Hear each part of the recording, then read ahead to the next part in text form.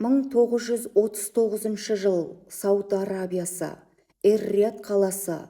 Сыныпқа кірген палестиналық мұғалім бір оқушының мұңды жүзіне қарап кідіріп қалды. Балақайдың көзінде жас, көңілінде қаяу бар еді. «Не болды балам?» деп сұрады мұғалім.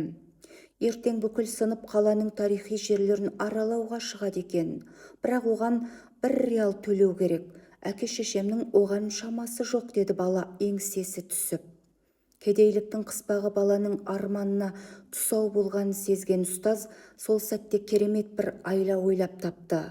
Ол дереу викториналық байқау жариялады. Бас бәйге дәл сол 1 риал. Оқушы зерек болатын, сұрақтарға мүдірмей жауап беріп жеңімпаз атанды.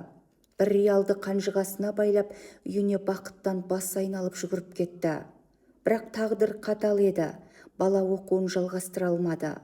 Жарты риал үшін жүк тасушы, сосын дүкенде сатушы, аспаздың көмекшісі болып жұмыс істеді.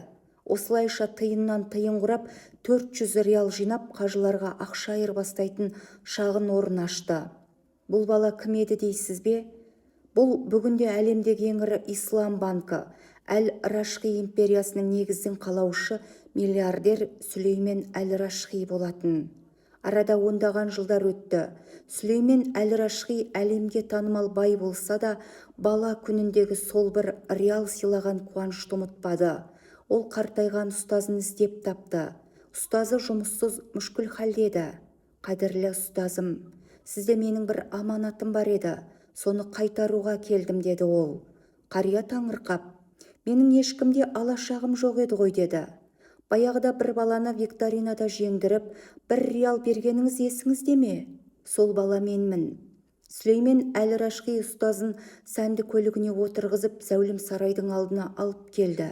«Ұстазым, сіз берген сол 1 риал үшін осы үйді, мына көлікті сыйға тартамын.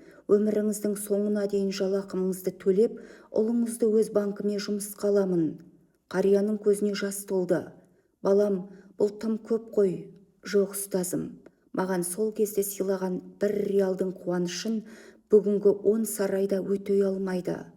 Бүгінде 96 жасқа келген Сүлеймен Әл-Рашқи өз байлығының 16 миллиард долларын қайырымдылыққа жұмсаған. Міне 1 риалдан басталған мейірімділік тұтас бір мемлекеттің игілігіне айналды. Жақсылық ешқашан ұмытылмайды.